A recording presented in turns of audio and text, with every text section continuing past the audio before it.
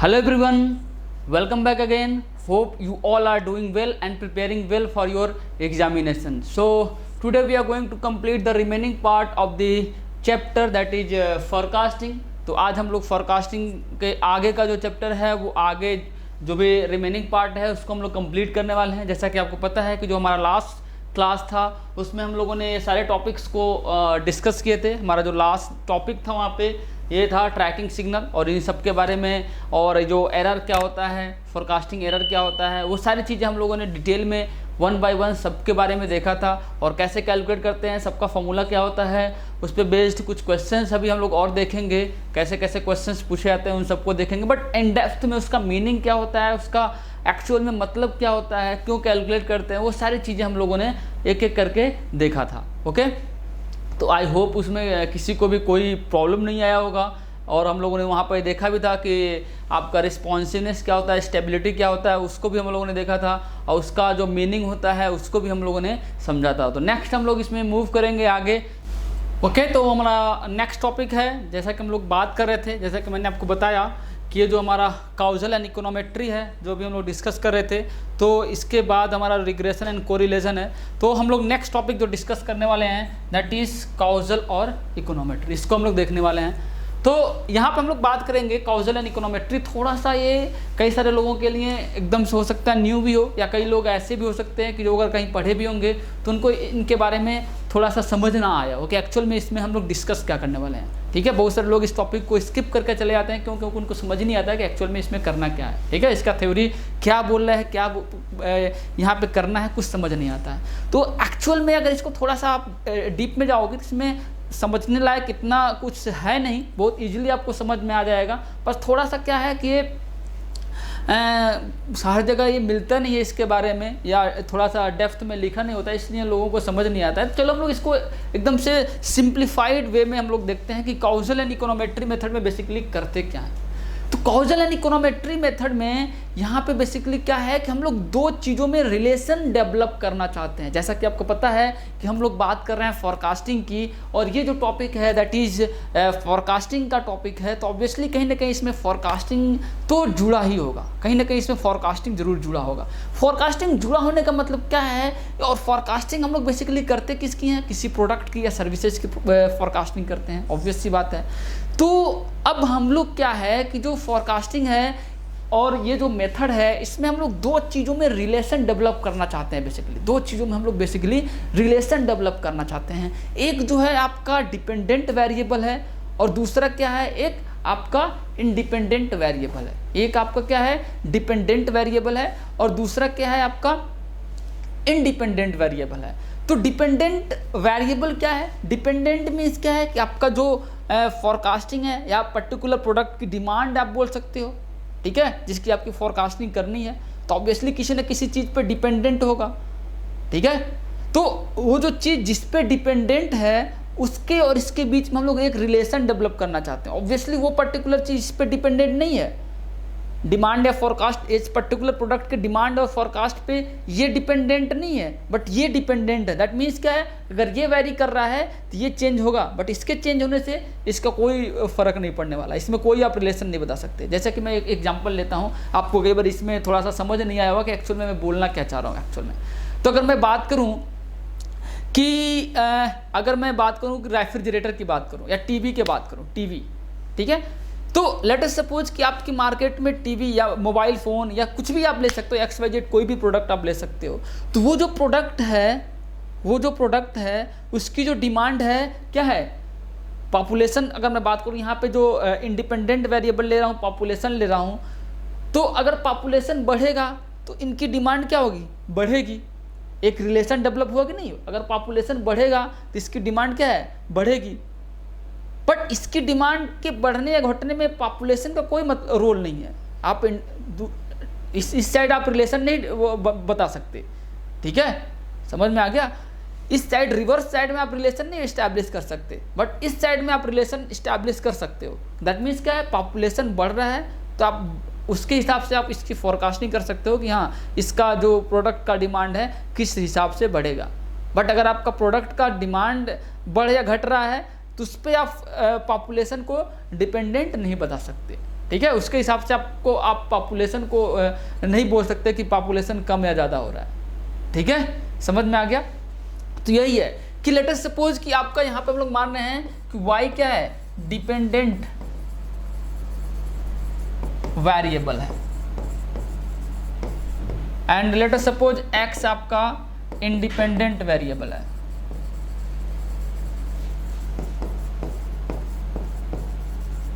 y आपका क्या है, डिपेंडेंट वेरिएबल है, और x आपका इंडिपेंडेंट वेरिएबल है। दैट मीन्स यहाँ से हम लोग बोल सकते हैं y is a function of x। यहाँ पे हम लोग बोल सकते हैं y is a function of x। That means आपका अगर x वेरी करेगा तो ऑब्वियसली y वेरी करेगा। ठीक है, समझ में आ गया। तो हम लोग बेसिकली ये जो हमारा टॉपिक है कॉजल एंड इकोनोमेट्री, यहाँ पे हम लोग बेसिकली इन्हीं दोनों में एक रिलेशन इस्टेब्लिश करना चाहते हैं। यहाँ पे हम लोग यही देखेंगे कि इन दोनों में कैसे एक रिलेशन इस्टेब्लिश कर दें जिससे कि हम लोग फोरकास्टिंग कर पाएँ। अभी तक हमारा फोरकास्टिंग करने का कई सारा मेथड था, कई सारे तरीके थे, वो सारे डिफरेंट जो मेथड्स थे उसको हम लोगों ने देखा। बट यहाँ पे हमारा थोड़ा सा अलग होता है। यहाँ पे हम लोग दो वेरिएबल्स के बीच में हम लोग एक रिलेशन डेवलप करना चाहते हैं। एक आपका डिपेंडेंट वेरिएबल होता है और second one is basically independent variable होता है। तो जो आपका डिपेंडेंट वेरिएबल होता है दैट इज बेसिकली व्हाट, आपका डिमांड या फोरकास्ट होता है। ठीक है, उसका हम लोग एक इंडिपेंडेंट वेरिएबल के साथ एक रिलेशन स्टैब्लिश करने की हम लोग कोशिश करते हैं। तो जो हमारा पहला है दैट इज कोरिलेशन कोफिशिएंट।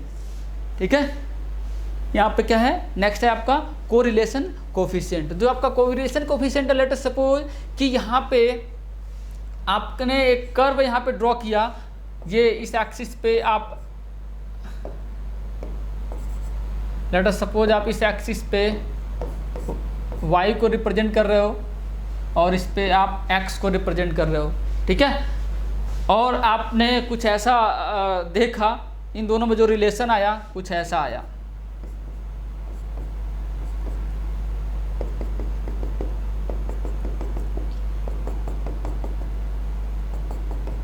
कुछ ऐसा रिलेशन आया, तो यहाँ से आप बोल सकते हो कि यहाँ पे जो आपका कोरिलेशन कोफिशिएंट है, यहाँ से आप बोल सकते हो कि जो आपका correlation coefficient that is gamma, यहाँ पे आपका क्या है, +1। यहाँ पे आपको बोल सकते हो कि जो कोरिलेशन कोफिशिएंट है दैट इज गामा आपका +1 है। नेक्स्ट अभी हम लोग कोरिलेशन कोफिशिएंट को देखेंगे भी कि क्या होता है, इसकी वैल्यू क्या होती है कोरिलेशन कोफिशिएंट की। नेक्स्ट अगर हम लोग बात करें यहाँ पे y एंड x, यहाँ पे हम लोग देखें और यहाँ पे हम लोग एक रिलेशन डेवलप करना चाह रहे हैं और हम लोग देख रहे हैं इन दोनों में जो रिलेशन आ रहा है कुछ ऐसा आ रहा है, कुछ इस टाइप का आ रहा है। ये पॉइंट्स आए हमारे, ठीक है, ये कुछ पॉइंट्स आए। तो यहाँ पे ऑब्वियसली हम लोग बोल सकते हैं दिस इज गामा -1 है। एंड लेट अस सपोज कि आपने एक और रिलेशन यहाँ पे डेवलप किया y एंड x के बीच में और एक रैंडम आया यहाँ पे।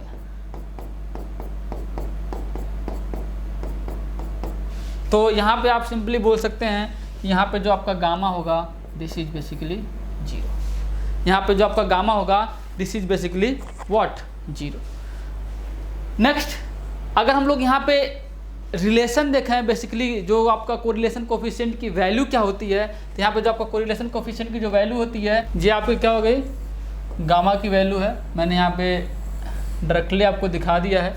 आप यहाँ से इजीली समझ सकते हो कि जो आपका x माइनस एक्स बार क्या है, y माइनस वाई बार क्या है, x माइनस एक्स बार, यहाँ पे आप सिंपली देख सकते हैं। यहाँ पे सारी चीज़ें आपको समझ में आ रही होंगी, इसमें कोई भी चीज़ ऐसे नहीं है जो आपको समझाने की ज़रूरत है, आप सब कुछ समझ रहे होंगे।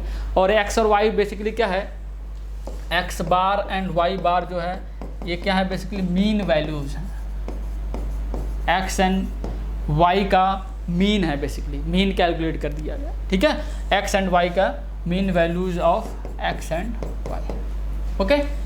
तो ये है जो आपका गामा है बेसिकली क्या है कि ये x और y में जो एक क्या रिलेशन डेवलप हो रहा है उसको ये बेसिकली रिप्रेजेंट कर रहा है। तो ये बेसिकली क्या है कि ये डिटरमाइन करता है कि जो आपका ये कोरिलेशन कोफिशिएंट है ये बेसिकली डिटरमाइन करता है कि डिग्री ऑफ क्लोजनेस और relationship between two variables. That means ये क्या डिटरमाइन करता है कि डिग्री ऑफ क्लोजनेस और रिलेशनशिप बिटवीन टू वेरिएबल्स।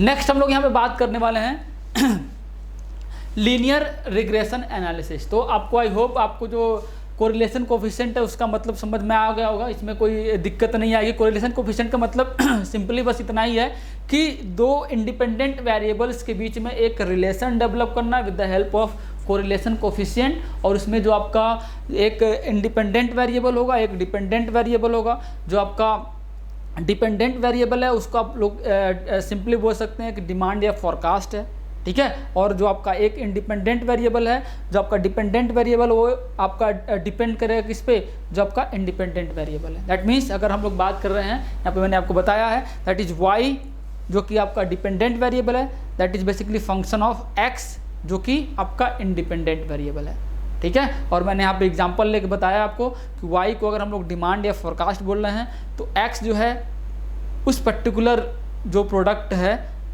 वो जो है, जैसे मैंने टीवी का एग्जांपल लिया, तो अगर टीवी का डिमांड या फोरकास्ट है तो एक्स को हम लोग मान सकते हैं पॉपुलेशन की। अगर हम लोग बात करें तो पॉपुलेशन क्या हो गया आपका, एक तरह से इंडिपेंडेंट वेरिएबल हो गया, ठीक है। और ये आपका डिपेंडेंट हो गया। दैट मीन्स पॉपुलेशन इंक्रीज होगा तो आपका इसका डिमांड इंक्रीज होगा, ऐसा आप फोरकास्ट कर सकते हैं, या ऐसा आप मान सकते हैं कि डिमांड आएगी, या ऐसा डिमांड आ भी सकता है, ठीक है। समझ में आ गया कि पॉपुलेशन बढ़ रही है तो डिमांड बढ़ रही है, ऐसा भी पॉसिबल है, या फोरकास्ट बढ़ रहा है, ऐसा भी पॉसिबल है, ठीक है। नेक्स्ट हम लोग बात कर रहे हैं that is linear regression analysis. Same उसी का पार्ट है, तो ऑब्वियसली यहाँ पे भी आपको ये समझ में आ रहा होगा कि यहाँ पे भी हम लोग बात करेंगे कुछ डिपेंडेंट और इंडिपेंडेंट वेरिएबल्स के बारे में ही हम लोग बात करने वाले हैं, लेकिन थोड़ा सा यहाँ पे जो रिलेशन डेवलप करेंगे थोड़ा सा उससे अलग होगा। वहाँ पे हम लोगों ने कोरिलेशन कोफिशिएंट देखा था, यहाँ पे हम लोग एक बेस्ट फिट लाइन की हम लोग बात करेंगे। यहाँ पे हम लोग बात करेंगे एक बेस्ट फिट लाइन की। दैट मीन्स अगर आपका ये वाई और x में अगर हम लोग कर्व ड्रॉ करें, y आपका डिपेंडेंट वेरिएबल है एंड x आपका इंडिपेंडेंट वेरिएबल है, इसके हम लोग बीच में अगर हम लोग कुछ पॉइंट्स देखते हैं, लेट अस सपोज कुछ आपके पॉइंट्स आए, यहाँ पे आप देख रहे होगे कि कुछ यहाँ पे पॉइंट्स आए आपके पास, ये कुछ पॉइंट्स हैं। अब इस पॉइंट्स को देखते हुए हम एक बेस्ट फिट लाइन ड्रॉ करेंगे जो कि इनको एक तरह से सेटिस्फाई करेंगे। एक बेस्ट फिट लाइन हम लोग ड्रॉ करने वाले हैं, और आपकी ये जो लाइन होगी आप देख रहे हैं कि ये आपने जो लाइन ड्रॉ किया, ठीक है, ये आई होप सभी को एक तरह से अपने साथ ले रही है, मीन्स बेस्ट फिट है ये, ठीक है। तो अब यहाँ पे इसको हम लोग बोल सकते हैं this is basically trend line, और इसको हम लोग बोल सकते हैं this is y equals to a plus b x. अगर y equals to a plus b x है तो b बेसिकली क्या है, इस लाइन का स्लोप है, और a जो है ये जो बेसिकली यहाँ पे जो एक कट कर रहा है, ठीक है, ये a है। तो ये आपकी ट्रेंड लाइन यहाँ पे बन के आ रही है, जिसको हम लोग बोल सकते हैं बेस्ट फिट लाइन हम लोग बोल सकते हैं, ठीक है। तो अगर अब हमें इस जो बेस्ट फिट लाइन है, अगर इसकी एग्जैक्ट मैथमेटिकल जो है इस ए और बी जो आपका वेरिएबल है, अगर इसकी वैल्यू हमें पता लग जाए तो इस लाइन को हम लोग ईजिली ड्रॉ कर सकते हैं, और यहाँ पे ईजिली हम लोग एक इंडिपेंडेंट और डिपेंडेंट वेरिएबल में हम लोग ईजिली क्या है एक बेस्ट फिट लाइन को यहाँ पे ड्रॉ कर सकते हैं या कैलकुलेट कर सकते हैं। तो हमारा यहाँ से अब हमारा मेन मोटो क्या होगा कि ए और बी की वैल्यू को फाइंड आउट करना in the terms of x and Y.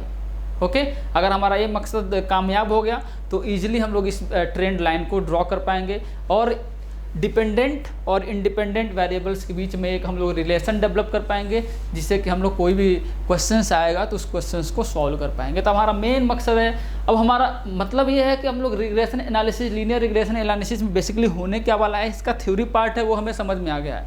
अब इसमें कैलकुलेशन कैसे करना है, या जो ट्रेंड लाइन है इसको इसको कैलकुलेट कैसे करना है, इस ट्रेंड लाइन को कैसे ऑब्टेन करना है, बस इसको हमें देखना है। तो हम लोग इसके लिए क्या करेंगे,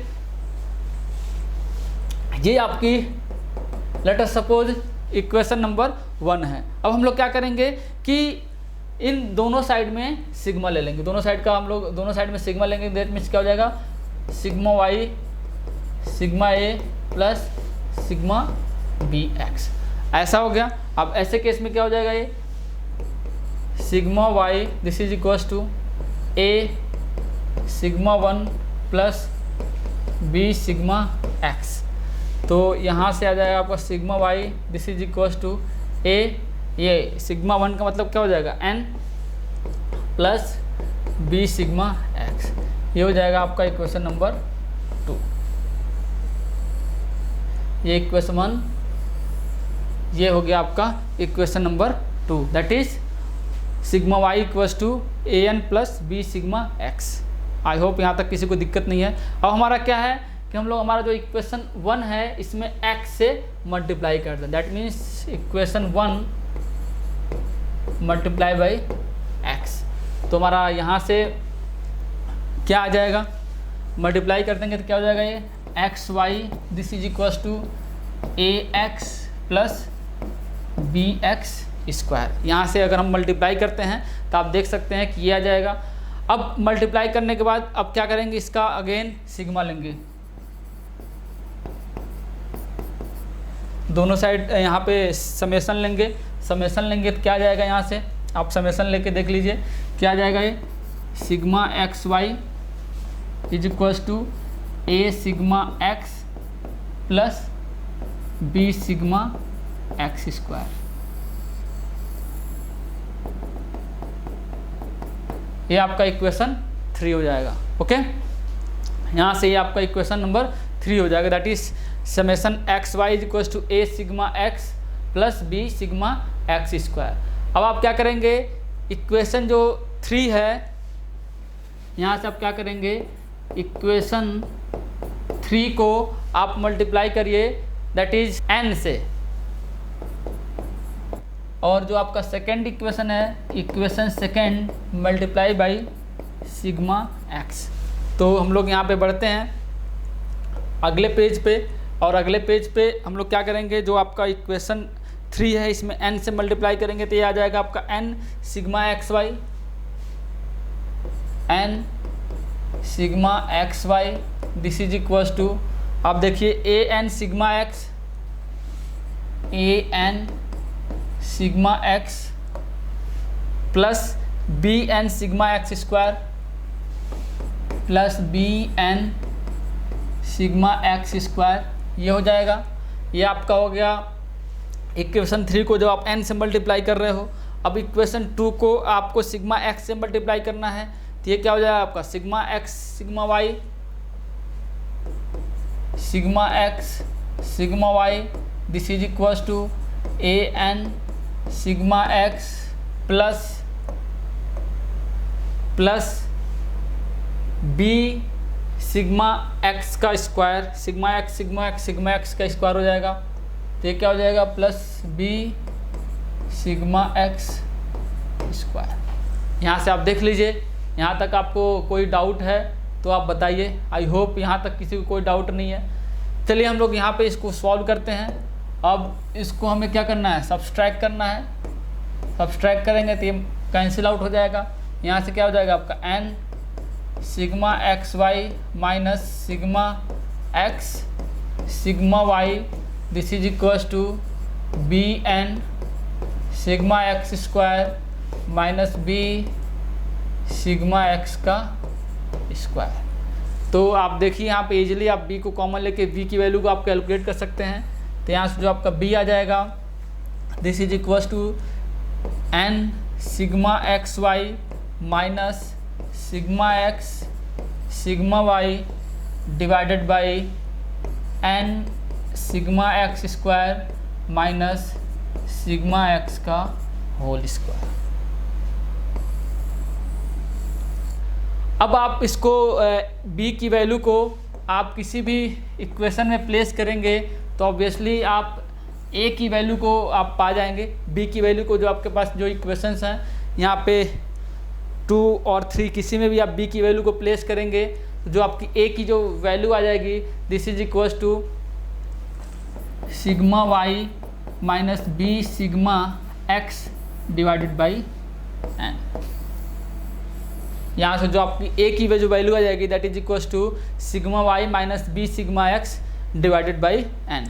ये आपकी वैल्यू आ जाएगी। आई होप इसमें किसी को कोई डाउट नहीं आया होगा। यहाँ से a और b की वैल्यू आ गई। अब आपकी जो ट्रेंड लाइन है y equals to a plus b x, अब इसमें a और b, a एंड b दोनों आपने कैलकुलेट कर लिया यहाँ से इस फॉर्मूले से। अब अभी हम लोग जो न्यूमेरिकल सॉल्व करेंगे तो वहाँ पे आपको और अच्छे से समझ में आएगा। तो a और b आपने दोनों कैलकुलेट कर लिया, a और b कैलकुलेट कर लिया आपने, तो आप इजीली ट्रेंड लाइन को ड्रॉ कर पाएंगे और आप डिमांड जो भी बोलेगा, जैसा ही वेरिएशन रहेगा आपके इंडिपेंडेंट वेरिएबल का, उसके हिसाब से आप डिमांड या फोरकास्ट को आप इजीली कैलकुलेट कर पाओगे। तो आई होप यहाँ तक आपको किसी भी प्रकार का डाउट नहीं आया होगा। तो चलिए हम लोग बढ़ते हैं नेक्स्ट, और इस पे बेस्ड हम लोग एक न्यूमेरिकल देखते हैं और उस न्यूमेरिकल से आपको काफ़ी सारी चीज़ें समझ में आ जाएंगी। तो यहाँ पे है कि ये पॉपुलेशन है मिलियंस में, ये दिया हुआ है डिमांड ऑफ रेफ्रिजरेटर। ये डिमांड ऑफ रेफ्रिजरेटर आपको दिख रहा होगा कि ये आपका इंडिपेंडेंट वेरिएबल है दैट इज x, और ये आपका डिपेंडेंट वेरिएबल है दैट इज y। ओके, आपका डिपेंडेंट और इंडिपेंडेंट यहाँ से आप इजीली कैलकुलेट कर सकते हैं, जैसा कि मैंने आपको एग्जांपल भी लिया था। और इस एग्जांपल से आपको जो भी अभी थ्योरी हमने जो आपको बताया है वो सारी थ्योरी आई होप इस क्वेश्चंस को देख के आपको समझ में आ रहा होगा। अब आपको कैलकुलेट करना है fit a line regression equation, find the demand of refrigerator. आपको क्या है, एक रिग्रेशन इक्वेशन फिट करना है and find the demand of refrigerator if population becomes 50 million. That means अगर आपकी x की जो वैल्यू है दैट बिकम्स 50 मिलियन, तो y की वैल्यू क्या होगा। दैट मीन्स रेफ्रिजरेटर का जो डिमांड होगा what will be the value of refrigerator. ठीक है, डिमांड ऑफ रेफ्रिजरेटर। तो यहाँ से आप इजीली आप बोल सकते हैं कि यहाँ से क्या हो जाएगा, a प्लस बी एक्स, ये ट्रेंड लाइन हो जाएगी। चलिए क्वेश्चंस को हम लोग सॉल्व करते हैं। जैसा कि आपको पता है कि यहाँ पे अगर हम लोग बात करें तो ये बेसिकली y होगा आपका, ये आपका x है। आपको पता है जैसा कि मैंने आपको बताया कि x जो है आपका इंडिपेंडेंट वेरिएबल है और y जो है आपका बेसिकली डिपेंडेंट वेरिएबल है। तो ऑब्वियसली यहाँ पे आप देख रहे हैं कि ये आपका क्या है, पॉपुलेशन जो है इंडिपेंडेंट होता है and demand of refrigerator that is basically dependent variable. तो ये आपका x हो जाएगा एंड दिस इज y। तो आपका जो बेस्ट फिट लाइन होती है that is basically y equals to a plus b x, और a और b की जो वैल्यू है ये आप लोग को पता है, ये आपने कैलकुलेट कर रखा है। जैसा कि आपको पता है कि जो b की वैल्यू है that is equals to b sigma x y minus sigma x sigma y, ये आपकी b की वैल्यू है। ठीक है, and sigma x square minus sigma x का होल स्क्वायर। ओके, नेक्स्ट हम लोग अगर a की b की वैल्यू हो गई, अगर मैं a की बात करूं तो यह है आपका sigma y minus b sigma x divided by n, sigma y minus b sigma x divided by n। Okay, तो ये आपकी वैल्यू हो जाएगी। अब हम लोग को क्या करना है, जो इसमें sigma x y sigma x sigma y and sigma x का होल स्क्वायर, ये सिग्मा एक्स का स्क्वायर जो है इसको हमें कैलकुलेट करना है। तो हमें सिंपली क्या करना होगा, हमें यहाँ से तो हमारा सिग्मा एक्स आ जाएगा,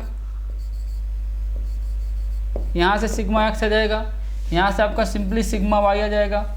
अब हम लोग को क्या करना है यहाँ पे एक्स वाई, तो यहाँ से आपका सिंपली सिग्मा एक्स वाई आ जाएगा और यहाँ से एक्स स्क्वायर कर देंगे तो सिग्मा एक्स स्क्वायर आ जाएगा।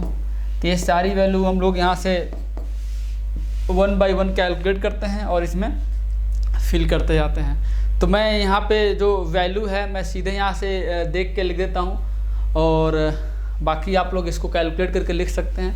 तो जो आपका सिग्मा एक्स वाई की जो वैल्यू आ जाएगी, सबसे पहले मैं सिग्मा एक्स लिख देता हूँ। सिग्मा एक्स जो आ जाएगा आपका this comes out to be 112, और यहाँ से जो सिग्मा वाई आ जाएगा this will comes out to be, आप इसको ऐड करके देख सकते हैं, this will comes out to be 419 आ जाएगा आपका जो सिग्मा वाई की जो वैल्यू आएगी। सिग्मा एक्स आपका हो जाएगा 112, ओके, और सिग्मा वाई आपका हो जाएगा 419।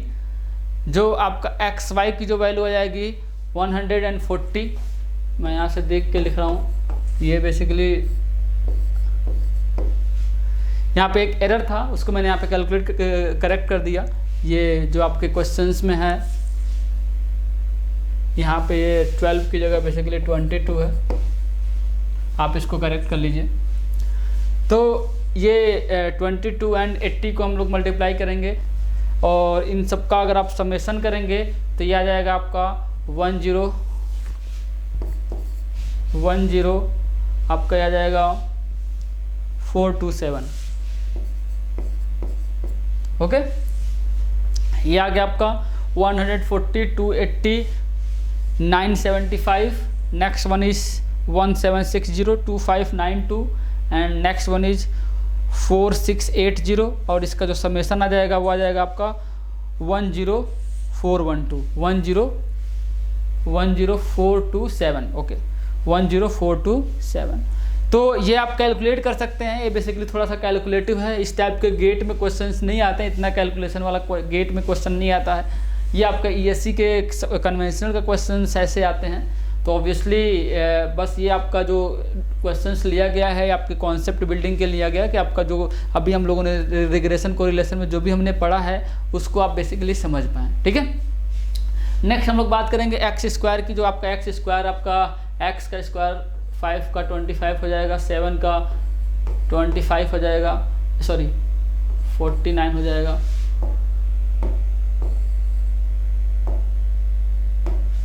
5 का 25, 7 का 49, 15 का आ जाएगा आपका 2 to 5, 22 का जो आ जाएगा आपका 22 का आप स्क्वायर करेंगे, this comes out to be 484, 27 का आप स्क्वायर करेंगे, this comes out to be 729 and 36 का आप स्क्वायर करेंगे, this will comes out to be 1296। तो यहाँ से आपका जो सिग्मा एक्स स्क्वायर आ जाएगा ये आ जाएगा आपका 2808। तो आई होप आपका सिग्मा एक्स आ गया, सिग्मा वाई आ गया, सब कुछ यहाँ से आ गया एंड आपको पता है नंबर ऑफ पीरियड 1 2 3 4 5 6 हो गया आपका। तो सब कुछ पता है आपके पास है। यहाँ से आप सिंपली ए और बी की वैल्यू आप कैलकुलेट करके निकाल सकते हैं इन दोनों इक्वेशंस के हेल्प से। तो यहाँ पे जो आपका ए की जो वैल्यू आ जाएगी, ए और बी की वैल्यू आप कैलकुलेट करके देख सकते हैं। ए जो आ जाएगा आपका 15.11 और बी जो आ जाएगा आपका 3.11। तो यहाँ से आपका जो इक्वेशन आ जाएगा, जो बेस्ट फिट लाइन या ट्रेंड लाइन जो आ जाएगी, that is equals to 15.11 plus 3.11 x. तो ये आपकी ट्रेंड लाइन आ गई। अब ये ट्रेंड लाइन आ गई तो ऑब्वियसली यहाँ से आप इजीली कैलकुलेट कर सकते हो आपका जो क्वेश्चन है, that is x equals to, अगर आपका 50 हो रहा है तो आपका y आ जाएगा, x अगर आपका 50 हो रहा है, this is equals to 15.11 plus 3.11 into 50। तो यहाँ से आपकी जो वैल्यू आ जाएगी कितना आ जाएगा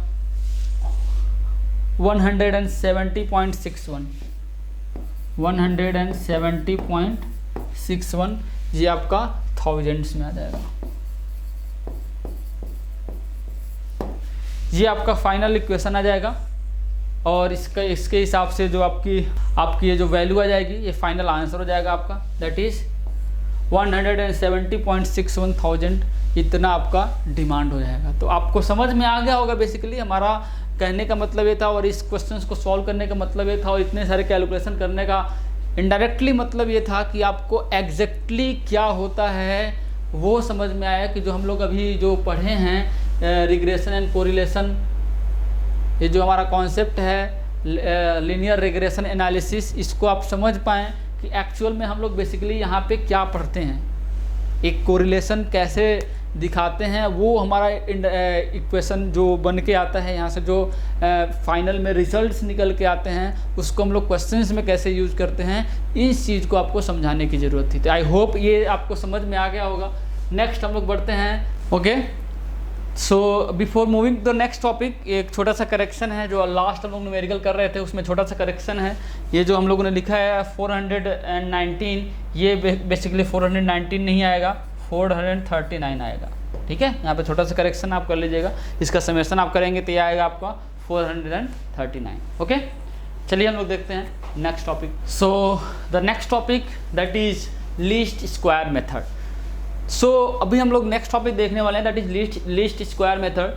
तो मैं आपको बता दूं जो अभी हम लोगों ने कंप्लीट किया रिग्रेशन एनालिसिस, तो बेसिकली लीस्ट स्क्वायर मेथड कुछ अलग नहीं है, ये बेसिकली स्पेशल केस है आपका रिग्रेशन एनालिसिस का। जो लीस्ट स्क्वायर मेथड है बेसिकली क्या है, स्पेशल केस है। क्या उसमें एडजस्टमेंट करते हैं कि आपका लीस्ट स्क्वायर मेथड बन जाता है, उसको हम लोग यहाँ पे देखने वाले हैं। दैट मीन्स आपका जो least square method that is basically special case of linear regression analysis, जहाँ पे जो आपका x जो इंडिपेंडेंट वेरिएबल है that is basically linear and uniform. अगर आपका x जो इंडिपेंडेंट वेरिएबल है अगर ये वो लीनियर और यूनिफॉर्म है तो हम लोग x को ऐसे अरेंज करते हैं, x की हम लोग वैल्यू ऐसे प्लेस करते हैं जिसमें आपका क्या हो जाता है, sigma x this is becomes equals to 0।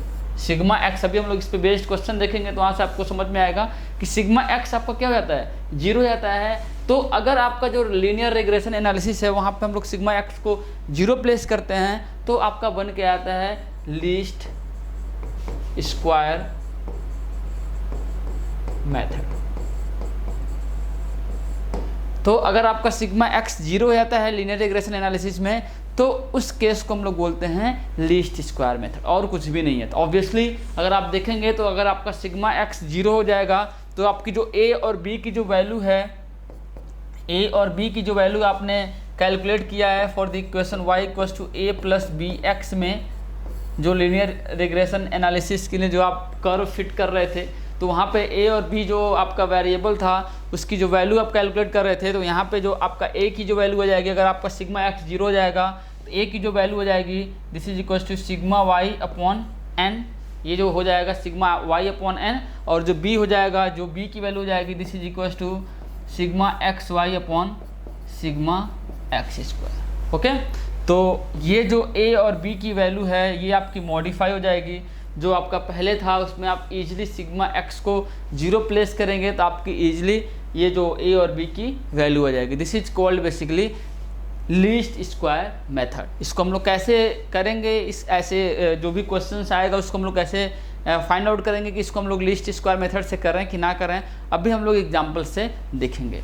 तो यहाँ पे मैंने स्टेटमेंट भी लिखा है, ये जो आपका लीस्ट स्क्वायर मेथड है this is basically special case of linear regression analysis, special case of linear regression analysis when independent variation x is linear and uniform and it can be modified such as sigma x becomes equals to 0, then this is the case of least square method. इस case को हम लोग क्या बोलते हैं, least square method. Already हम लोग discuss कर चुके हैं और इसका मैं आपको पूरा डिटेल बता दिया कि जब सिग्मा x 0 होगा तो आपकी a और b की वैल्यू चेंज हो जाएगी in the linear regression analysis. तो चलिए हम लोग आगे बढ़ते हैं, इस पर कुछ क्वेश्चंस देखते हैं जिससे कि आपको समझ आए कि एक्चुअल में कैसे क्वेश्चंस आते हैं और उसको कैसे हमें सॉल्व करना होता है। तो नेक्स्ट आपके पास एक क्वेश्चन है कि आपका ये ईयर है, ये सेल्स का डेटा दिया हुआ है इन करोर्स, बताना है find the trend line for each of 5 year and also estimate the annual sales for the year 2011। तो आपको ट्रेंड लाइन बताना है, ठीक है। इस केस में तो ट्रेंड लाइन के लिए यहाँ पे अब देखिए कि अब ये जो आपका केस है जो लीस्ट स्क्वायर मेथड थी जिसको हम लोग सॉल्व करने वाले हैं, और जो आपका पिछला जो क्वेश्चन था जिसको हम लोग डिस्कस किए थे, जिसको हम लोगों ने लीनियर रिग्रेशन एनालिसिस से सॉल्व किया था, तो वहाँ पे जो डाटा था वो क्या था, पॉपुलेशन और किसी प्रोडक्ट के डिमांड में था। तो पॉपुलेशन आपका दिया हुआ था, अलग अलग ईयर का पॉपुलेशन दिया हुआ था, मीन्स जैसे जैसे पॉपुलेशन ईयर का नहीं बोल सकते, जैसे जैसे आपका पॉपुलेशन हो रहा था लाइक 10 करोड़ 20 करोड़ 50 करोड़, जैसे जैसे पॉपुलेशन होता वैसे आपका डिमांड वेरी कर रहा था। तो यहाँ पे क्या है, दोनों ये जो आपका डाटा है और ये भी एक आपके लिए डाटा है कितने करोड़ पॉपुलेशन पे आपका डिमांड इतना है, बट यहाँ पे क्या है बेसिकली ईयर्स है, ठीक है। तो ईयर्स जो है 2006 2007 2008 2009 ये आपका डाटा नहीं है, ठीक है। डाटा आपका ये है मीन्स 2006 में आपका सेल 50 करोड़ है, 7 में आपका जो सेल है 65 करोड़ है, 8 में 75 है, 9 में 52 एंड 10 में 72। तो इस केस में हम लोग बेसिकली लीस्ट स्क्वायर मेथड को यूज करते हैं, ओके। इस केस में जब आपका ईयर वगैरह दिया होगा, ठीक है, इस केस में आप लीस्ट स्क्वायर मेथड को यूज करेंगे। तो चलिए हम लोग इसको सॉल्व करते हैं इस क्वेश्चन को। तो ये आपका डाटा ऑलरेडी दिया हुआ है, ये आपका डाटा दिया हुआ है, तो यहाँ पे हम लोग इसको सॉल्व करते हैं। अब देखिए यहाँ पे अब ये जो हो जाएगा, जो सेल है ये आपका y हो जाएगा। अब आपको x कैलकुलेट करना होगा, x आपको डिफाइन करना होगा। यस या नो? आपको x नहीं पता है यहाँ पे, उसमें तो आपके पास पॉपुलेशन था, उसको आपने डायरेक्टली x मान लिया था। y आपका सेल्स का डेटा है, ठीक है, ये ईयर पे डिपेंड कर रहा है, तो ऑब्वियसली आपको y मिल गया यहाँ पे, ठीक है। अब आपका जो मेन मकसद है यहाँ पे क्या है, x को कैलकुलेट करना। तो ऐसे केस में जब यहाँ पे ईयर्स दिया होता है और यहाँ पे जो ये नंबर ऑफ ईयर्स हैं अगर ऑड हैं, नंबर ऑफ ईयर्स क्या हैं, ऑड, ठीक है। अगर नंबर ऑफ ईयर्स दो केस बन सकता है, या तो नंबर ऑफ ईयर्स ऑड हो या तो नंबर ऑफ ईयर्स इवन है। तभी ऑड वाला केस देखते हैं, उसके बाद हम लोग इवन वाला भी देखेंगे। तो अगर ऑड हैं तो हम लोग सबसे पहले मिडिल टर्म्स फाइंड आउट करते हैं। मिडिल में यह है 2008, इसको हम लोग बोलते हैं 0। अब इसको हम लोग देखते हैं, इसके ऊपर वालों को 1 -1, इसके ऊपर वालों को -2, फिर नीचे +1, इसको हम लोग देते हैं +2। यही आपका x की वैल्यू हो जाती है, यही आपकी x की वैल्यू हो जाती है। अगर आप यहाँ पे समेशन ऑफ x कैलकुलेट करना चाहें, यहाँ से अगर आप समेशन x कैलकुलेट करना चाहें, समेशन x ये आ जाएगा आपका, this is equals to basically 0। तो ये बन गया आपका लीस्ट स्क्वायर मेथड का केस बन गया, ओके। अब आप क्या करोगे, x आ गया, y आपके पास है, तो आप क्या करोगे, आपको आपका जो फॉर्मूला होता है उसमें आपको क्या है, समेशन ऑफ एक्स वाई निकालना है, और यहाँ पे आपको क्या है, समेशन ऑफ एक्स वाई निकालना है, और क्या है, एक्स स्क्वायर कैलकुलेट करना है, समेशन ऑफ एक्स स्क्वायर। बाकी तो कुछ कैलकुलेट करना नहीं है, समेशन ऑफ एक्स वाई और समेशन ऑफ एक्स स्क्वायर, दो चीज़ें मिल जाएंगी। तो आप फॉर्मूला में a और b की वैल्यू प्लेस करके उसमें आप दोनों a और b की वैल्यू कैलकुलेट कर पाओगे, और a और b की वैल्यू आ गई, उसके बाद से आप इजीली जो ट्रेंड लाइन है उसको आप डिनोट कर पाओगे। उसके बाद से जो भी पूछेगा, जैसा भी इक्वेशन में पूछेगा, उसके हिसाब से आप उसको फाइंड आउट कर सकते हो, ओके। तो यहाँ पे हम लोग कैलकुलेट करते हैं, यहाँ पे एक्स वाई क्या हो जाएगा, यहाँ पे जो आपका एक्स वाई हो जाएगा, यहाँ पे आप देखोगे तो यह आ जाएगा आपका -50 × 200, यह जाएगा 65 × -1, दिस बिकम्स 65 -65, ये हो जाएगा आपका 0, ये हो जाएगा 52 × 1, ये हो जाएगा आपका 52, और ये 72 × 2, ये हो जाएगा आपका 144। तो यहाँ से आपका समेशन एक्स वाई आ जाएगा, आप देख लीजिए, मैं आपको यहाँ से डायरेक्टली लिख दे रहा हूँ। यहाँ पे समेशन वाई जो आ जाएगा, this becomes equals to summation of X Y आ जाएगा आपका 31। आप इसको ऐड करेंगे सारा, तो यहाँ से जब आपका समेशन एक्स वाई आ जाएगा, this is equals to 31। Next हम लोग यहाँ पे मूव करते हैं, एक्स स्क्वायर को कैलकुलेट करते हैं। जो आपका एक्स स्क्वायर हो जाएगा, ये हो जाएगा आपका 4, ये 1, ये 0, ये 1, ये 4। तो आप यहाँ से कैलकुलेट कर सकते हैं, ये आ जाएगा समेशन ऑफ एक्स स्क्वायर, ये हो जाएगा this is equals to 10, okay.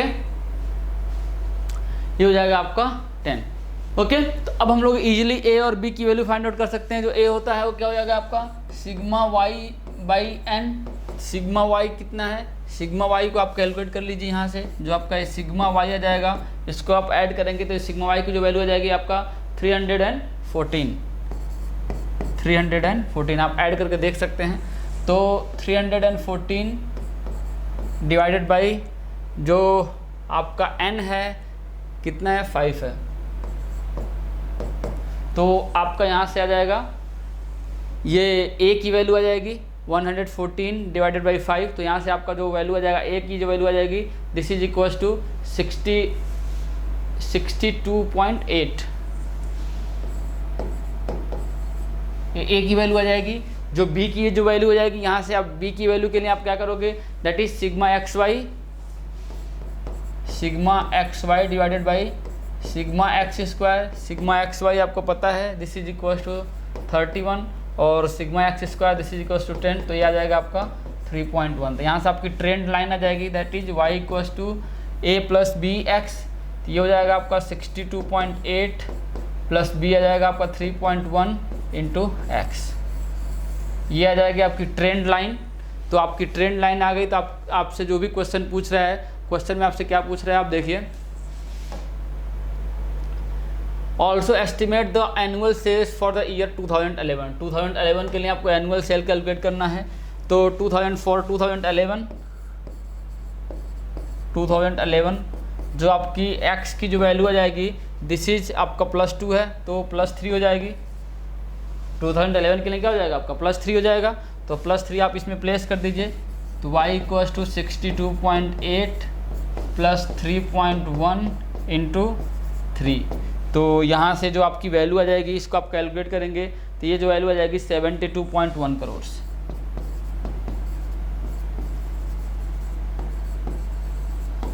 ये आपका फाइनल वैल्यू आ जाएगा, आप देख सकते हैं इसमें, अगर किसी को कोई डाउट है तो आप बता सकते हैं। ओके, ये आ जाएगा आपका 72.1 करोड़। ओके, चलिए हम लोग देखते हैं next question.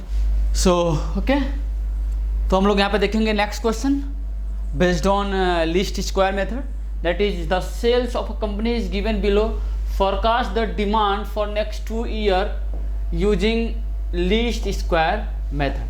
Forecast the demand for the next 2 year using least square method. ये आपका डेटा दिया हुआ है, जैसा कि मैंने आपको बताया कि हम लोग फर्स्ट केस देखे थे जहाँ पे हम लोगों ने x की वैल्यू को summation of all the value of x that is equals to 0 उसको हम लोगों ने प्लेस किया था। तो इसी केस में हम लोग जहाँ पे ईयर और आपका सेल्स दिया हुआ है, तो इस केस में आप x की वैल्यू को आप नहीं देख सकते कि क्या होगा, तो इस केस में हम लोग यूज करते हैं लीस्ट स्क्वायर मेथड को। और पहला केस जो हमारा था कि नंबर ऑफ ईयर्स जो थे ऑड थे, तो वहाँ पे इजीली हम मिड को हम लोगों ने डिसाइड कर लिया और ऊपर और नीचे को हम लोगों ने कैसे वेटेज दिया, कैसे नंबरिंग किया था, एक्स की वैल्यू को हम लोगों ने कैसे आपके सामने यहाँ पे मैंने प्लेस किया था, वो आप लोगों ने देखा है। तो नेक्स्ट केस हम लोग देखते हैं जब आपका या तो ऑड होगा तो इवन होगा, तो ऑड वाला केस हम लोगों ने देख लिया। इवन वाला हम लोग देखते हैं, यहाँ पे नंबर ऑफ ईयर्स जो है 10 है, टोटल नंबर ऑफ ईयर्स क्या है 10 है, 2001 टू लेके 2010।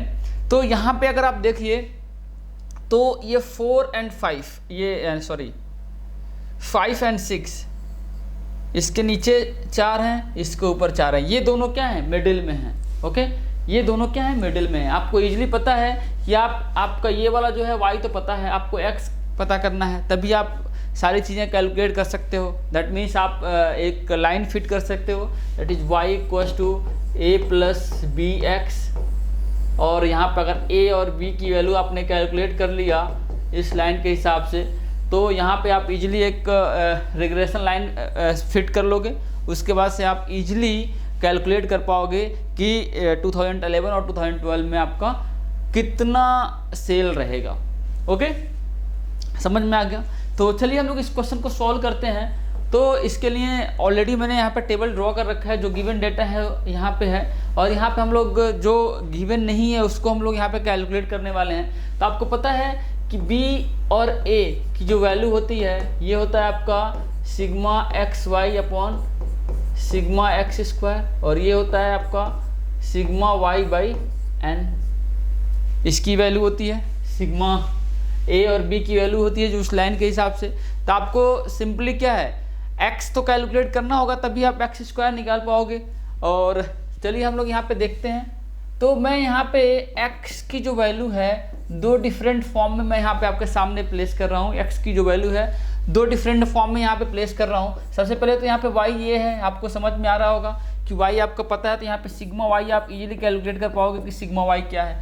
x आ गया तो इजीली आप सिग्मा x, ऑब्वियसली ये जो वैल्यू होती है इस केस में 0 होती है। नेक्स्ट आप इजीली यहाँ पे सिग्मा एक्स वाई आ जाएगा, तो सिग्मा एक्स वाई आप इजीली कैलकुलेट कर पाओगे। नेक्स्ट आपका है एक्स स्क्वायर, आप कैलकुलेट कर सकते हो, तो यहाँ पे आप सिग्मा एक्स स्क्वायर कैलकुलेट कर पाओगे। तो ये सारा डेटा आते ही आप a और b की वैल्यू आपको मिल जाएगी when sigma x equals to 0। तो इस केस में जब आपका दो मिडिल टर्म हैं, यहाँ पे दो मिडिल हैं, 4 ऊपर 4 नीचे, तो इस केस में हम दो केस से यहाँ पे x को जो हम वैल्यू दे सकते हैं, दो तरीके से दे सकते हैं। पहला जो तरीका है यहाँ पे आप देख सकते हैं कि यहाँ पे आप इसको प्लस 0.5 दीजिए और इसको माइनस 0.5। इन दोनों में डिफरेंस कितना है 1 का है, तो आप दोनों साइड में डिफरेंस उतना ही मेंटेन करके चलिए। या आप कर सकते हैं कि यहाँ पे आप +1 दे रहे हैं, जैसे आप उसमें दे रहे थे, तो इसको आप -1 दीजिए। तो इन दोनों में डिफरेंस कितना है 2 का है, तो आपको उतना ही मेंटेन करके चलना है। तो अब ऊपर इसको कैसे वेट देंगे -1.5 -2.5 -3.5 -4.5, ऐसे नीचे आ जाएगा +1.5 +2.5 +3.5 +4.5। आप देख सकते हैं, कोई दिक्कत नहीं है। ऐसे इन दोनों में डिफरेंस 2 का है, तो आप ऊपर मेंटेन कर लीजिए। ये -1 है तो -3 -5 -7 -9, नीचे +3 +5 +7 एंड +9। तो दोनों तरीके से आप उसको वैल्यू दे सकते हैं, दोनों सही है, ठीक है, जैसा आपको सुटेबल लगे वैसे आप दे सकते हो। बट यहाँ पे जो मेन इसको वैल्यू देने का है वो आपको समझ आना चाहिए कि ऑड और इवन के केस में हम लोग कैसे वैल्यू देते हैं। तो यहाँ पे आप ऑब्वियसली देख रहे हैं कि सिग्मा एक्स यहाँ पे 0 हो जाएगा। तो सिग्मा एक्स अब हम लोग यहाँ पे एक्स वाई कैलकुलेट करेंगे।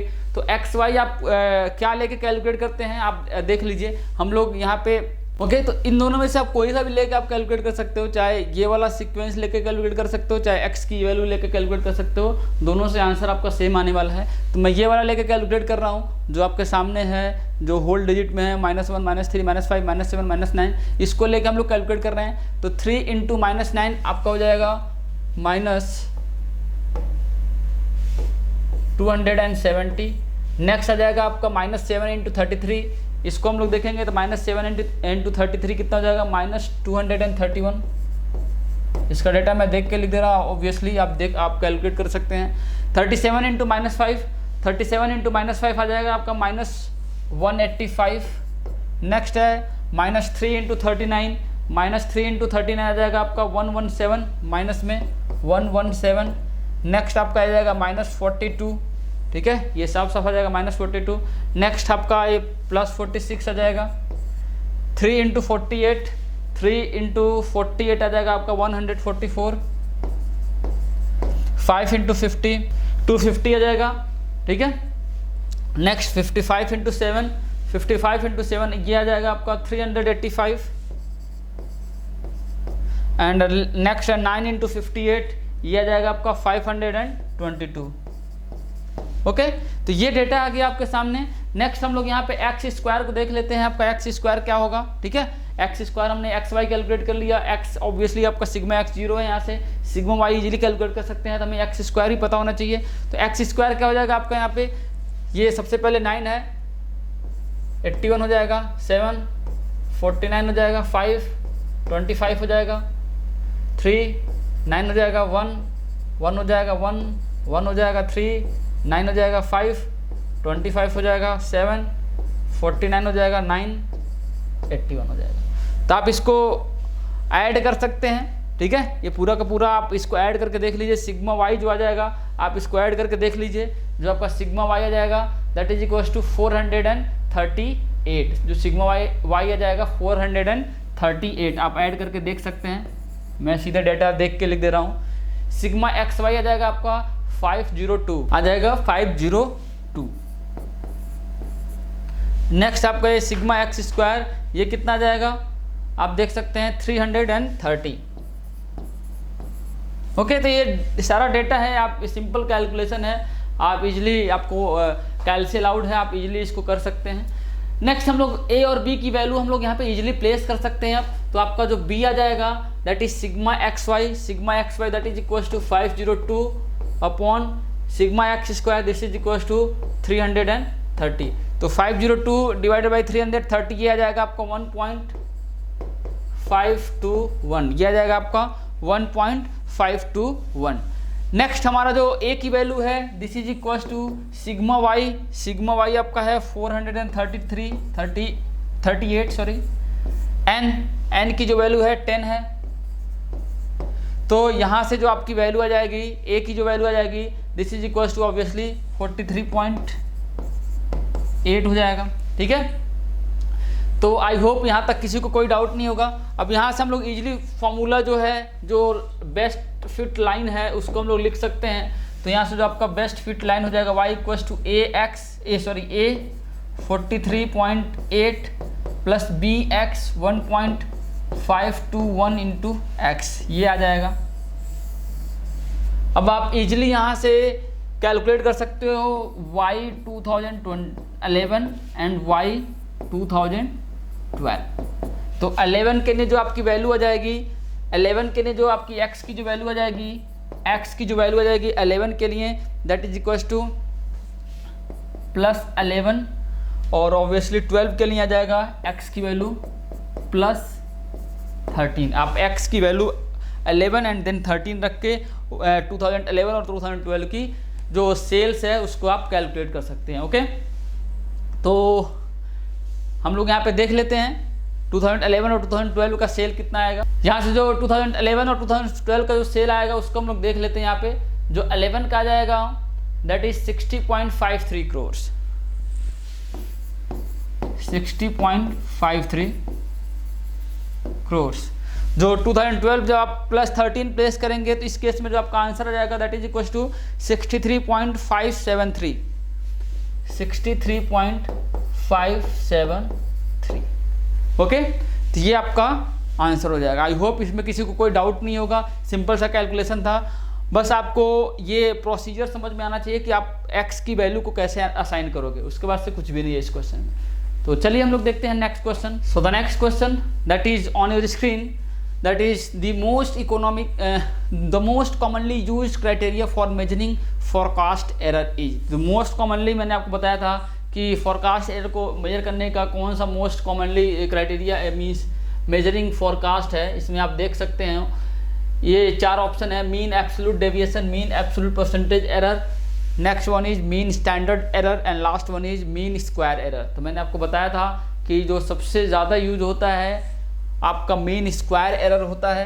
क्यों? क्योंकि हमारा इसमें छोटा सा जो एरर होता है उसको हम लोग मैग्नीफाई करके डबल स्क्वायर टाइम्स मीन्स आपका अगर 3 टाइम्स एरर है तो उसको हम लोग, मैंने आपको बताया था कि इसको 9 टाइम्स करके दिखाता है। ठीक है, अगर 3 है तो उसको 9 दिखाता है, मीन्स स्मॉल एरर को मैग्नीफाई करता है। तो ऑब्वियसली यहाँ पे जो सबसे ज़्यादा जो यूज होने वाला है वो that is mean square error. Okay, तो आई होप यहाँ तक किसी को कोई डाउट नहीं होगा। नेक्स्ट हम लोग मूव करते हैं next. So the next question that is on your screen, आप देख सकते हैं in a forecasting model at the end of period 13 the forecasted value for period 14 is 75। ये दिया हुआ है। Actual value in the period 14 to 16 are constant at 100। ये constant है actual value. If the assumed simple exponential smoothing parameter that is alpha की value दी हुई है that is 0.5, then the mean square error at the end of period 16। Okay, तो यहाँ पे हमारा 3 पीरियड है। सबसे पहले हम लोग यहाँ पे एक टेबल ड्रॉ कर लेते हैं, जिससे हमारा कैलकुलेशन आसान हो जाएगा। यहाँ पे हम लोग लिखते हैं नंबर ऑफ पीरियड। ओके, यहाँ पे हमारा डिमांड आ गया, यहाँ पे आपका फोरकास्ट आ गया। ओके, डाटा हम लोग लिख लेते हैं जिससे कि हमारा कैलकुलेशन आसान हो जाएगा। पीरियड 14, 15 एंड 16, 3 पीरियड है आपके पास। नेक्स्ट क्या बोल रहा है यहाँ पे, डिमांड आपका दिया हुआ है, the forecasted value for 14th is 75। तो 14th के लिए आपका फोरकास्टेड वैल्यू दिया हुआ है that is 75। Actual value of the period 14 to 16 that is 100। Actual value जो है 14 to 16 दैट इज 100, ये गिवन है। अल्फा की वैल्यू दे रहा है, बोल रहा है that is 0.5। Then the MSE calculate करना है at the end of period 16। तो MSE के लिए आपको पता है, मीन स्क्वायर एरर के लिए ऑब्वियसली आपको पता है आपको फोरकास्टिंग कैलकुलेट करना होगा। तो फोरकास्टिंग कैलकुलेट करना है तो इसका मतलब क्या है, 15th और 16th के लिए फोरकास्टिंग कैलकुलेट करना पड़ेगा। तो आपका अल्फा की वैल्यू दी हुई है तो आपको पता है कि that is FT is equals to क्या होता है, FT-1 plus alpha times DT-1 minus FT-1। ये आपको फॉर्मूला पता है, इसमें किसी को कोई डाउट नहीं है। तो FT दैट इज F15 आपको कैलकुलेट करना है। तो FT-1 आपको पता है that is 75 plus alpha that is 0.5, DT-1 that is 100 minus FT-1 that is 75। तो यहाँ से जो आपकी वैल्यू आ जाएगी F15 की, आप देख सकते हैं F15 की जो वैल्यू आ जाएगी दैट इज 87.5। नेक्स्ट हम लोग कैलकुलेट करेंगे F16, तो ये आ जाएगा आपका 87.5। F16 कैलकुलेट करेंगे तो F16 क्या हो जाएगा, F15 का forecast that is 87.5 plus 0.5, 100 minus 87.5। तो यहाँ से आपका F16 आ जाएगा दैट इज इक्वल टू 93.75। यह जाएगा आपका 93.75। आई होप यहाँ तक किसी को कोई डाउट नहीं होगा, सिंपल है ये सारा कैलकुलेशन। नेक्स्ट हमें कैलकुलेट करना है then the MSE mean square error at the end of period 16। तो मीन स्क्वायर एरर के लिए हम लोग क्या करेंगे, सबका एरर कैलकुलेट करेंगे, उसका square addition divided by number of period. तो मीन स्क्वायर एरर का आपको फॉर्मूला पता है, this is I1 to N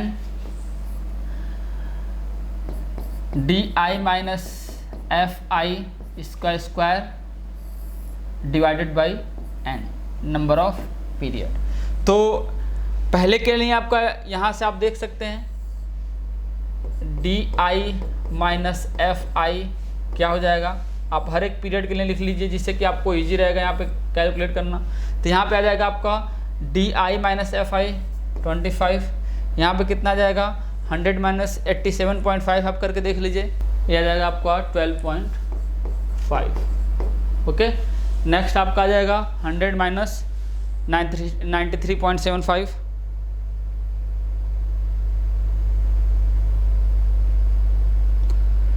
$6.25। Okay, तो अब यहाँ पे आप सिंपली इसका स्क्वायर करके आपको ऐड करना है। तो 25 का स्क्वायर क्या जाएगा आपका, सिंपली 625 प्लस नेक्स्ट 12.5 का स्क्वायर हो जाएगा दैट इज 156.25। यहाँ तक किसी को कोई डाउट नहीं होगा। नेक्स्ट आपका जो इसका 6.25 का जो स्क्वायर आ जाएगा this is equal to 39.0625 divided by 3। तो यहाँ से आपका MSE की जो वैल्यू आ जाएगी यहाँ पे आप ऐड करके डिवाइडेड बाई 3 करिए। तो ऐड करके डिवाइडेड बाई 3 करेंगे, this comes out to be 273.4375। तो ऑब्वियसली ये आपका इक्वल हो जाएगा 273.44। तो आपका ऑप्शन जो बी है वो करेक्ट हो जाएगा। तो आई होप इसमें किसी प्रकार का कोई डाउट नहीं आएगा, सिंपल सा कैलकुलेशन है, ऑलरेडी हम लोगों ने इसको पढ़ रखा है, ये भी गेट में आया हुआ क्वेश्चन है। तो चलिए हम लोग देखते हैं next question. So the next question that is on your screen, that is in a time series forecasting model the demand for 5-year period was 10, 13, 15, 18 and 22. A linear regression fit results in an equation f equals to 6.9 plus 2.9t where f is forecast for the period t. The sum of absolute deviation for the 5-year data is. तो यहाँ पे सबसे पहले आपको table draw करना पड़ेगा obviously. तो यहाँ पे 5 टाइम पीरियड है, तो आपका जो टाइम पीरियड है दैट इज 1, 2, 3, 4 एंड 5। तो यहाँ पे डिमांड दिया हुआ है, डिमांड कितना है 10, 13, 15, 18 एंड 22। यहाँ पे आपका जो इक्वेशन है दैट इज 6.9 प्लस 2.9t ये दिया हुआ है, where f is the forecast for period t, the sum of absolute deviation for 5 data is. तो सबसे पहले आपको f कैलकुलेट करना पड़ेगा हर एक के करस्पॉन्डिंग, मीन्स t को आप 1 प्लेस करिए 2, 3, 4, 5, तो आपका f की वैल्यू आप निकलती जाएगी, आप प्लेस करके देख सकते हैं। जो पहले पीरियड की जो वैल्यू आएगी दैट इज 9.8, आप इसको प्लेस करके देख सकते हैं। 1 प्लेस करेंगे, जब t की वैल्यू 2 प्लेस करेंगे ये जाएगा आपका 12.7, 3 प्लेस करने पे आपकी जो वैल्यू आ जाएगी this comes out to be 15.6। Next 4 place करेंगे तो यहाँ से जो आपकी वैल्यू आ जाएगी that comes out to be 18.5। 5 place करेंगे तो यहाँ से जो आपकी वैल्यू आ जाएगी निकल के आप देख सकते हैं this comes out to be 21.4।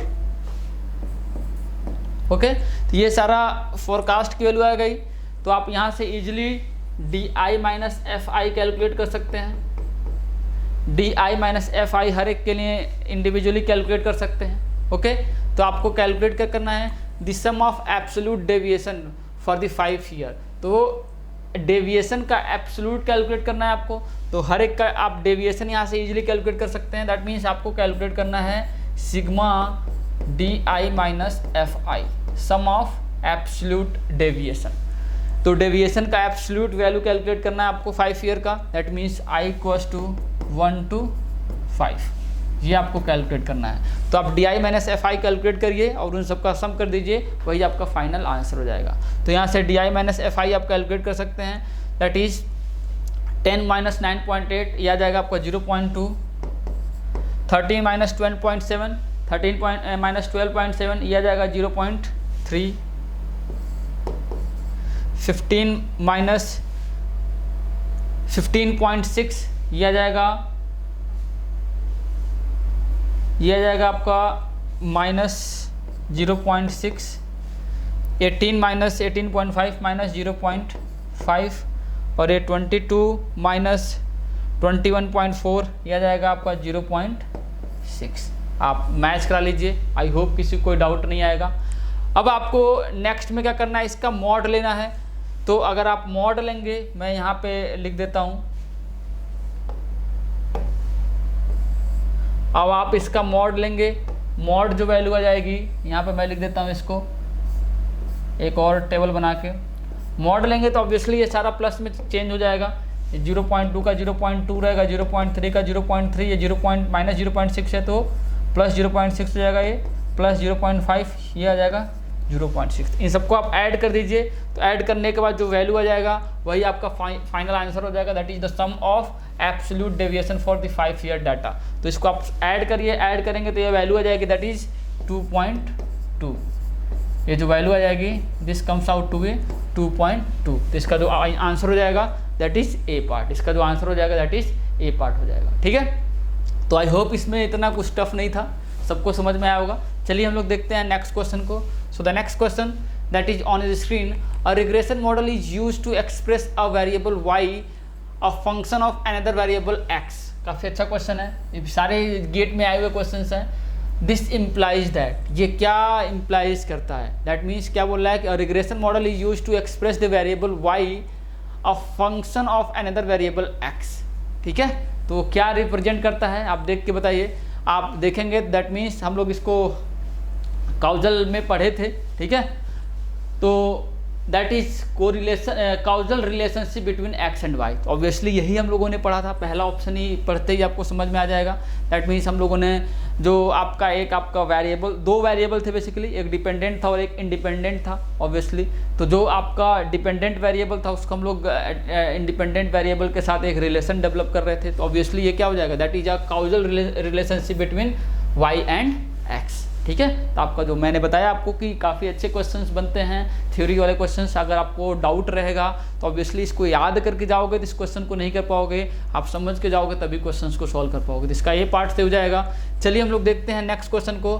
So the next question that is on your screen, moving average system is use for forecasting weekly demand F1T and F2T are sequences for of forecast with parameter M1 and M2 respectively, where M1 and M2 denotes the number of weeks over which the moving average are taken. Okay, तो यहाँ पे बोल रहा है कि M1 greater है M2 से। The actual demand shows a steep increase from D1 to D2। आपका जो डिमांड है वो इंक्रीज हो रहा है। तो यहाँ से आपको पता है, दो चीज़ें पता है, एक तो आपका M1 is greater than M2 and demand increase हो रहा है, दैट मीन्स क्या है, D2 is greater than D1। दो चीज़ें आपने लिख लिया सब्सिक्वेंटली। तो यहाँ पे चार ऑप्शंस हैं, आपको बताना है कि कौन सा ऑप्शन सही है। Neither F1T nor F22 will catch up with the value D2। Next है both sequence F1T and F22 will reach D2 in the same time period. Next है F1T will attain the value D2 before F2T। And next है F2T है basically ये, F2T will attain the value D2 before F1T। Okay, तो ये चार आपके पास option हैं। इन चारों ऑप्शन में आपको बताना है कि कौन सा सही है। जैसा कि मैंने बताया कि ये भी आपका गेट में आया हुआ क्वेश्चन है और आप इसके थ्योरी से आप समझ सकते हैं कि आप बिना डीप नॉलेज के, डीप नॉलेज मीन्स जो आपके सिलेबस में है, जो भी टॉपिक है उसका एक्चुअल जो नॉलेज है, थ्योरेटिकल नॉलेज जो है, अगर आपने समझा नहीं है तो आप इस क्वेश्चंस को नहीं कर पाएंगे, इसको सॉल्व नहीं कर पाएंगे। ठीक है, अगर आपने उसको समझा है तो ऑब्वियसली इसको सॉल्व करना 1 मिनट का काम है। ठीक है, 1 मिनट भी नहीं लगेगा। आप आंसर पढ़ेंगे, वो ऑप्शन पढ़ेंगे, आप जो उसका फाइनल आंसर उसको टिक करके आगे चले जाएंगे। ठीक है, तो यहाँ पे क्या है, यहाँ पे दोबारा इसको हम लोग देखते हैं। A moving average system is used for forecasting weekly demand F1T and F2T, okay, are subsequent for the forecast with parameter M1 and M2 respectively, where M1 and M2, जहाँ पे M1 is greater than M2। M क्या represent कर रहा है, denote the number of weeks. इसका मतलब क्या है कि जो F1T है और F2T है, इसमें जो F1T है इसमें नंबर ऑफ वीक्स ज़्यादा हैं और F2T में जो नंबर ऑफ वीक्स कम हैं। ठीक है, और हम लोग यूज़ क्या कर रहे हैं, मूविंग एवरेज मेथड को हम लोग यूज़ कर रहे हैं फॉरकास्टिंग के लिए। ठीक है, मूविंग एवरेज मेथड को हम लोग यूज़ कर रहे हैं फॉरकास्टिंग के लिए। लेट अस सपोज एक हम लोग डाटा यहाँ पे सपोज करते हैं, उसके बाद से आप इजीली समझ पाएंगे।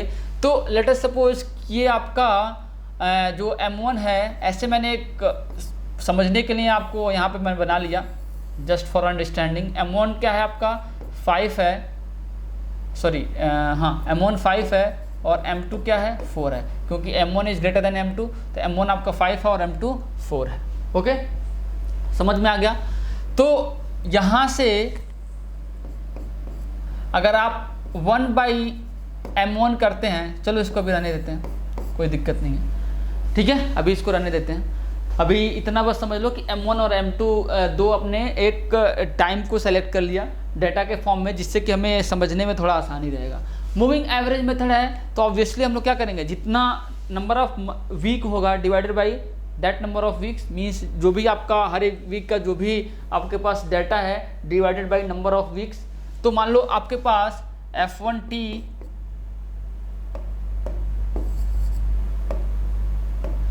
F1T आप कैलकुलेट कर रहे हैं F1T को, तो जो भी डाटा है F1 के लिए 5 नंबर ऑफ डाटा है, 1 2 3 4 5 वीक्स हैं। अभी हम लोग बस सपोज कर रहे हैं डिवाइडेड बाई 5। ओके, जो भी डाटा है आपके पास डिवाइडेड बाई 5। F2T के लिए क्या करोगे आप, 4 हैं डिवाइडेड बाई 4। तो आप थोड़ा सा ध्यान से देखिए कि यहाँ पे हर एक जो आपका प्रीवियस डेटा है उसको वेट कितना दिया जा रहा है। यहाँ पे हर एक को 1.1/5 वेट दिया जा रहा है और यहाँ पे हर एक को 1/4 दिया जा रहा है। दैट मीन्स यहाँ पे जो वेट दिया जा रहा है this is comes out to 0.2 हर एक को दिया जा रहा है, और यहाँ पे क्या है 0.25। जिसका नंबर ऑफ पीरियड कम होगा मूविंग एवरेज में, ऑब्वियसली वहाँ पे वेट हर एक जो फॉर मीन्स जो आपके पास डेटा है प्रीवियस मंथ का या प्रीवियस वीक का, उसको आप वेट ज़्यादा दे रहे हो। तो ऑब्वियसली वेट ज़्यादा दे रहे हो तो यहाँ पे आपका डिमांड इंक्रीज हो रहा है फ्रॉम D1 to D2। तो जिसका वेट ज़्यादा रहेगा, हर एक जो प्रीवियस डेटा है जिसको आप वेट ज़्यादा दोगे तो ऑब्वियसली वो क्या करेगा, डिमांड को जल्दी कैच कर लेगा, है कि नहीं। जिसका वेट ज़्यादा रहेगा वो डिमांड को क्या है, जल्दी कैच कर लेगा। क्यों, क्योंकि ऑब्वियसली बात कि यहाँ पे आप वेट ज़्यादा दे रहे हो तो यहाँ पे आपका आउटपुट ज़्यादा आएगा, यहाँ पे वेट कम दे रहे हो तो आपका आउटपुट कम आएगा। समझ में आ गया। तो ऑब्वियस सी बात है, तो इस केस में क्या है, जो आपका F2T है उसमें वेट आप कम दे रहे हो, ज़्यादा दे रहे हो, तो ऑब्वियसली वो आपका जो इंक्रीज इन डिमांड है that is from D1 to D2 उसको जल्दी अचीव कर लेगा। तो इसका ऑप्शन डी आपका करेक्ट हो जाएगा। ये सारा कुछ आपको एग्जांपल लेने का मतलब ये था कि आपको फील कराना कि एक्चुअल में आपको मतलब तो पता है मूविंग एवरेज मेथड का, बट ये जो ऑप्शंस हैं इसको समझने के लिए ये डेटा लेना ज़रूरी था। जिनको कॉन्सेप्ट क्लियर है वो इजीली समझ जाएंगे, बट हमें सबको लेके चलना है। तो F2T will attain the value D2 before F1T। तो यहाँ पे आपका डी ऑप्शन करेक्ट हो जाएगा। तो चलिए हम लोग मूव करते हैं नेक्स्ट क्वेश्चन पे। So the next question that is on your screen, that is the demand and forecast for February are 12,000 and 10,275 respectively. Demand and forecast दिया हुआ है, दैट मीन्स फरवरी का फॉरकास्ट एंड फरवरी का डिमांड दोनों दिया हुआ है। डिमांड कितना दिया हुआ है, that is 12,000 and forecast that is 10,275। Using single exponential smoothing method, coefficient that is alpha की वैल्यू दी हुई है that is 0.25। Forecast for the month March. तो ऑब्वियस सी बात है, ये तो सिंपल है, इसमें कोई भी ऐसा नहीं है जो आप नहीं कर सकते हैं। तो सीधे हम लोग फार्मूला लिखते हैं, that is F for March is equals to previous month का forecast that is 10275 plus alpha times इसका जो आपको पता है कि जो फार्मूला होता है F T equals to F T minus one plus alpha times D T minus one minus F T minus one. ये फार्मूला आपको पता होना चाहिए। तो अल्फा कितना है, that is 0.25, D T minus one that is 12,000 minus F T minus one that is 10,275। तो यहाँ से आपका एफ फॉरकास्ट फॉर मार्च ये निकल के आ जाएगा, आप देख सकते हैं। तो यहाँ से जो आपकी वैल्यू आ जाएगी that comes out to be 10,706.25 10,706.25। तो आपका सी ऑप्शन करेक्ट हो जाएगा यहाँ से। तो ये सिंपल सा क्वेश्चन था। चलिए हम लोग देखते हैं next question. So the next question that is on A screen, in simple exponential smoothing forecast to give higher weightage to the recent demand information, the smoothing constant must be close to। इसको हम लोगों ने already देख रखा है, ठीक है, already हम लोगों ने देख रखा है कि इस केस में आपका क्या होगा। तो बोला है simple smoothing forecasting to give higher weightage to recent demand information, the smoothening constant must be close to. तो यहाँ पे आप देखिए कि जो आपका एफ टी होता है this comes out to be F T minus one plus alpha times D T minus one minus F T minus one. तो बोल रहा है कि to give higher weightage to recent demand information the smoothening constant must be close T. तो आपका recent demand के equal होना चाहिए फॉरकास्ट। तो ऑब्वियस सी बात है, आपको यहाँ से ये करना है F T is equals to F T D T minus one. तो for this alpha should be equals to 1। Simple सा है, ऑलरेडी हम लोगों ने थ्योरी में देख रखा है। तो इसका जो ऑप्शन हो जाएगा डी पार्ट करेक्ट हो जाएगा।